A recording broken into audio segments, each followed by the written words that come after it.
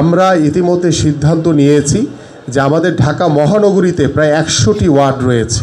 সেই 100টি ওয়ার্ডে আমরা চেষ্টা করব প্রত্যেকটি ওয়ার্ডে একটি খেলার মাঠ বের করার জন্য, যেখানে আমাদের সন্তানরা, আমাদের তরুণ সমাজ, আমাদের যুব সমাজ, তারা যাতে প্রতিদিনই খেলার জন্য তারা ওই মাঠটিকে ব্যবহার করতে পারে এবং সেটি আমরা সরকারিভাবে প্রয়োজনে অ্যাকোয়ার করে ইনশাল্লাহ আমরা সেটি আমাদের সন্তানদের জন্য আমরা খেলার উপযোগী করে দিব এবং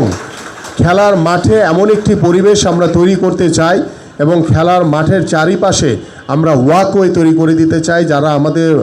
বৃদ্ধ বাবা মা রয়েছে, বয়োজ্যেষ্ঠ যারা মুরব্বী রয়েছে, তারা যাতে বিকালবেলা কিংবা সকালবেলা যাতে ওই মাঠের চারপাশে যাতে হাঁটতে পারে, সেই ধরনের একটি সুন্দর পরিবেশ আমরা তৈরি করতে চাই। এইভাবে আমরা শুধু স্কুলের মাঠ না, আমরা সরকারিভাবে প্রত্যেকটি ওয়ার্ডে, সারা ঢাকা শহরে প্রায় 100টি ওয়ার্ড আমি বলেছি, সেখানে মাঠগুলোকে আমরা সংরক্ষণ করব। পাশাপাশি সারা বাংলাদেশে আমরা প্রত্যেকটি উপজেলায় মিনি